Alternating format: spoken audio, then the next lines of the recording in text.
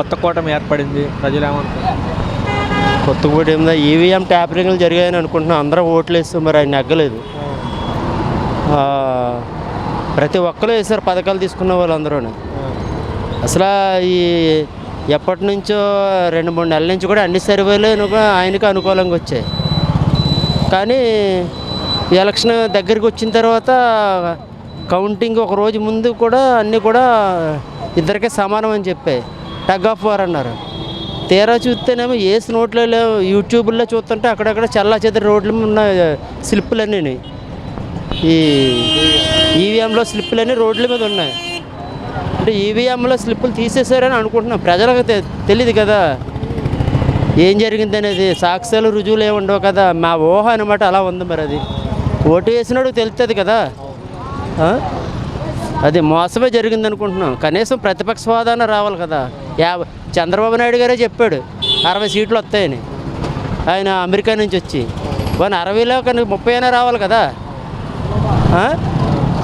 30 కూడా రాకుండా మరి 11 సీట్లు అంటే మరి ఆశ్చర్యం కదా. అంటే ఏమనుకుంటున్నారు జనాలందరూ కూడా? అంటే శ్రీకాకుళం కానీ ఇచ్చాపురం కానీ అలాగే ఇప్పుడు ఏదైతే ఉందో కృష్ణా గుంటూరులో ఎక్కడక్కడ ఒక సీట్ రాకపోవడానికి ప్రధాన కారణం ఏమని? ఓట్లు వేసిన వాళ్ళు అందరూ నాయకులేగా అనుకుంటారు. ఇంకా ఈలేని వాళ్ళు రకరకాలుగా మాట్లాడుకుంటారు. అది వేసినోడికి తెలుస్తుంది కదా దాని విలువ ఏంటో. అలా శ్రీకాకుళం ఏంటి ఇచ్చాపురం మొత్తం రాష్ట్రం అంతా అలాగే అనుకుంటున్నారు ప్రతి ఒక్కరు.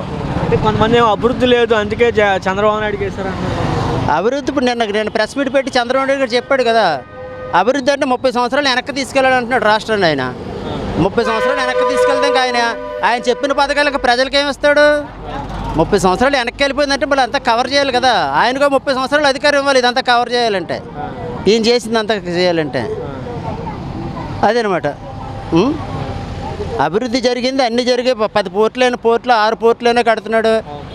కోస్టల్ కారిడార్ ఉంది. ఇవన్నీ వస్తే అభివృద్ధే కదా. 5 సంవత్సరాలు ఇచ్చారు, ఇంకో 5 సంవత్సరాలు ఇస్తే అభివృద్ధి అనేది ఏంటో చూపిస్తాడు ఆయనని. 2 సంవత్సరాలు కరోనాతో పోయింది, ఉన్నది 3 సంవత్సరాలు. 3 సంవత్సరాలు ఏం చేస్తారు? ఇప్పుడు మన ఇంట్లో ఉన్న పరిస్థితి అంతే కదా. ఉద్దానం ప్రాజెక్టు అది జాతికి అంకితం అని చెప్పినటువంటి జగన్మోహన్ రెడ్డి ఆ ఏరియాలో కూడా ఓడిపోవడానికి కారణం ఏంటంటే ఉద్దానంలో కూడా వేసారు అందరూ ఓట్లు స్లిప్పులన్నీ బయట తిరుగుతున్నాయి కదా. ఉద్దానంలో ఎందుకు వేయరు? ఉద్దానం లేక ఎన్నో 50-60 సంవత్సరాల నుంచి బాధపడుతున్నారు శ్రీకాకుళం జనం అందరూ. కిడ్నీలు పోయి అందరూ ఇప్పుడు కూడా వాళ్ళందరికీ వాటర్ ప్రత్యేకించి ప్రాజెక్ట్ కట్టించాడు. వాటర్ ఫిల్టరేషన్ చేసేలా చేశాడు. అవన్నీ చేశాడు కదా. వాళ్ళందరూ వేసిన వాళ్ళే కదా. ఏదో మిస్యూజ్ ఏదో జరిగింది మొత్తం మీద, లేకపోతే అంత దారుణంగా ఉండదు. పోర్టు ఉన్నటువంటి మచిలీపట్నంలో కూడా ప్రధానంగా ఓడిపోతున్నారు. అన్ని చోట్ల ఓడిపోవటం కూడా కారణం ఏంటంటే ఆ స్లిప్పులు తీసేస్తారు. ఈవీఎంలో లేవు. ఈవీఎంలో ఫ్యాన్ కేసిన స్లిప్పులు లేవు, మిస్ అయిపోయాయి. ట్యాపరింగ్ ఏదో జరిగింది మొత్తం మీద. త్వరలో తెలిస్తే అన్నీ తెలియకుండా ఉండవు ప్రజలకి. ప్రజల అమాయకుల ఒకసారి చంద్రబాబు నాయుడుకి 23 సీట్లు ఇచ్చారు. ఇప్పుడు 11 ఇచ్చారు అనుకుందా, ఏమీ లేకుండా. నెక్స్ట్ ఈయనకి ఇవ్వచ్చు కదా. అందరూ చూస్తారు ప్రజలు. పెడతానంటే ఆశ, కొడతానంటే భయం. ఆయన ఎన్నో రకాలు ఇస్తున్నాడు. నిజంగా చేస్తాడేమో నేస్తారు. చేయలేదనుకో ఆయన్నే దించేస్తారు ఎన్నికలాగా. ఎవరినే ఉంచరు కదా. ప్రజలు ఏదనుకుంటే అదే చేస్తారు అంతే. ప్రజల వ్యతిరేకత ఉంది అని అంటున్నారు. వ్యతిరేకత అనేది ఏం లేదు. 2 వర్గాలుగా ఉంటారు ప్రజలు ఎప్పుడు కూడా. అందరూ సాలిడ్గా ఎవరు ఉండరు. అలాగే ఈయనకున్న బలం ఎంత ఉందో ఆయనకి అంతే బలం ఉంది. మరి రాయలసీమ ఏరియాలో జగన్కి అడ్డాయినటువంటి 40 సీట్లు గెలుస్తారని చెప్పుకున్నటువంటి రాయలసీమలో కూడా ఒక్క సీటు కూడా గెలవకూడదు. రాయలసీమలో గెలటకి రెడ్లు అందరూ ఇప్పుడు రాయలసీమ అంటే జగన్ అంటే ప్రాణం వాళ్ళ నాన్నగారి దగ్గర నుంచి. అక్కడ కూడా జరిగింది. సరిమల అందరూ ఇంటింటికి వెళ్ళి రకరకాలుగా చెప్పారు కదా. వాళ్ళ కుటుంబంలోనే ప్రాబ్లమ్స్ ఉన్నాయి. ఇప్పుడు జనం సందిగ్ధంలో పెట్టారు మొత్తం మీద. అక్కడికి ఓటు వేయచ్చు వేయకూడదు అనేసి. దానివల్ల ఏంటంటే అటు ఇటుగా ఉన్న వాళ్ళు ఎత్త మానేశారు అంతే.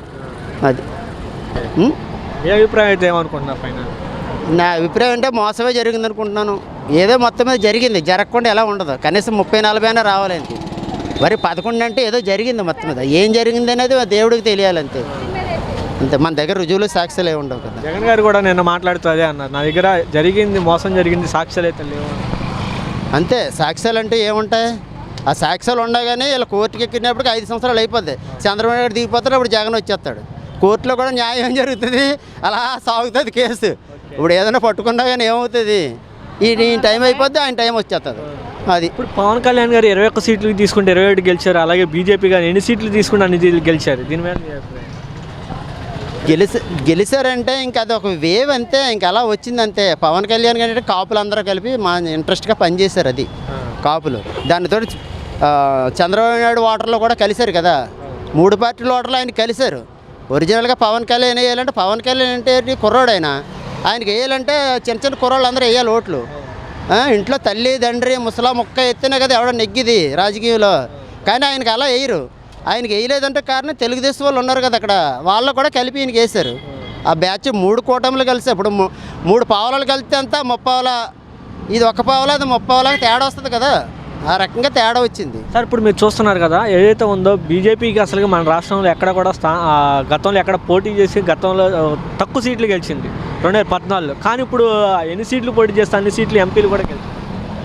ఇప్పుడు పోల్ మేనేజ్మెంట్ గురించి బీజేపీతో కాంట్రాక్ట్ పెట్టుకున్నాడు. వాళ్ళు వద్దని ఎన్నిసార్లు చెప్పిన చంద్రబాబు నాయుడు వదలలేదు కదా, ఎన్నోసార్లు తిరిగి రాష్ట్రకి సాధించుకున్నారు ఇద్దరు కలిపి. పోల్ మేనేజ్మెంట్లోని ఆ ఈవీఎంలో ఏదో జరిగింది మొత్తం మీద, లేకుండా వాళ్ళు చెప్పిన వాళ్ళ పోటీ చేసిన అన్నీ రావు, ఏదో మొత్తం మీద మోసం జరిగింది, జరగకుండా మాత్రం లేదు. సార్ ఇప్పుడు కేంద్రంలో చంద్రబాబు నాయుడు అవసరం వస్తుంది, కానీ ఇప్పుడు ఏమైనా మన రాష్ట్రానికి ఉపయోగపడే అవకాశం ప్రత్యేక హోదా గురించి కానీ అలా వైజాగ్ స్టీల్ ప్లాంట్ గురించి మాట్లాడే అవకాశాలు ఉన్నాయంటారా చంద్రబాబు నాయుడు ప్రత్యేక హోదా గురించి అడుగుతాడని అనుకోవట్లేదు. ఎందుకంటే వాళ్ళు 10 సంవత్సరాల నుంచి అధికారం లేకుండా ఉన్నారు. దానిలో వాళ్ళకు కూడా జేబులన్నీ ఖాళీ అయిపోయి ఉంటాయి కదా. ఇప్పుడు వాళ్ళు ఏ రకంగా ఇస్తారనేది అడిగి చూస్తాడు. ఇప్పుడు ఆల్రెడీ ప్రత్యేక హోదా అడుగుతాడని అనుకోవట్లేదు, ఆల్రెడీ స్పెషల్ స్టేటస్ ఇస్తానని ముందే చెప్పేశారు కదా వాళ్ళు. ఇప్పుడు అడగలు అలాంటివన్నీ ఏమైనా నిధులు వనరులు కావాలితే వెళ్ళి అడుగుతాడు అంతే. వాటిల్లో ఏదైనా కుదుర్చుకుంటాడు అంతే, ఒప్పందాలు కుదుర్చుకుంటారు తప్పించి హోదా అడుగుతాడని మాత్రం నేను మాత్రం అనుకోవట్లేదు. స్టీల్ ప్లాంట్ మాత్రం ఆగుతుందని అనుకుంటున్నాను. ఎందుకంటే చంద్రబాబు వాళ్ళు ఆగదు స్టీల్ ప్లాంట్, మోడీకే అక్కడ తక్కువ వచ్చింది, మెజార్టీ మోడీకి తక్కువ వచ్చింది కదా. స్టీల్ ప్లాంట్ ఇంకా ఎలా చేస్తారు? స్టీల్ ప్లాంట్ కానీ రైల్వే కానీ దేని జోలికి గవర్నమెంట్ పథకాల జోలికి ఆయన రాడు. ఇంకా మళ్ళీ నెక్స్ట్ ఏమన్నా ఫుల్ మెజార్టీ వస్తే 400 సీట్లు వస్తే మోడీకి అప్పుడు ఆలోచించడు. ఆయనకు వచ్చి 240 కదా, కూటమి అంతా కలిపితేనే ఆయన గవర్నమెంట్ ఫామ్ అవుతలేదు. ఇప్పుడు అంత స్పీడ్గా వెళ్ళడం ఎలాంటి ఏం చేయడు కూడా ఇప్పుడు అని నేను అనుకుంటున్నాను. అది ఏం జరిగింది అనేది సాక్ష్యాలు రుజువులు ఏమి ఉండవు కదా, మా ఊహ అనమాట అలా ఉంది. మరి అది ఓటు వేసినాడు తెలుస్తుంది కదా,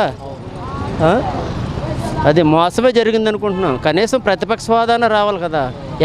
చంద్రబాబు నాయుడు గారే చెప్పాడు 60 సీట్లు వస్తాయని, ఆయన అమెరికా నుంచి వచ్చి. 60లో కానీ 30 అయినా రావాలి కదా, 30 కూడా రాకుండా మరి 11 సీట్లు అంటే మరి ఆశ్చర్యం కదా. అంటే ఏమనుకుంటున్నారు జనాలందరూ కూడా, అంటే శ్రీకాకుళం కానీ ఇచ్చాపురం కానీ అలాగే ఇప్పుడు ఏదైతే ఉందో కృష్ణా గుంటూరులో ఎక్కడక్కడ ఒక సీట్ రాకపోవడానికి ప్రధాన కారణం ఏమని? ఓట్లు వేసిన వాళ్ళు అందరూ నాయకులేగా అనుకుంటారు, ఇంకా ఈలేని వాళ్ళు రకరకాలుగా మాట్లాడుకుంటారు. అది వేసినోడికి తెలుస్తుంది కదా దాని విలువ ఏంటో.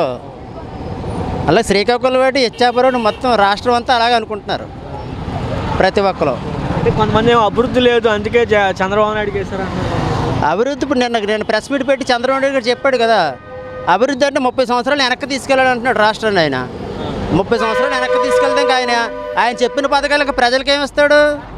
30 సంవత్సరాలు వెనక్కి వెళ్ళిపోయిందంటే మళ్ళీ అంతా కవర్ చేయాలి కదా. ఆయనగా 30 సంవత్సరాలు అధికారం ఇవ్వాలి ఇదంతా కవర్ చేయాలంటే, ఈయన చేసింది అంతా చేయాలంటే.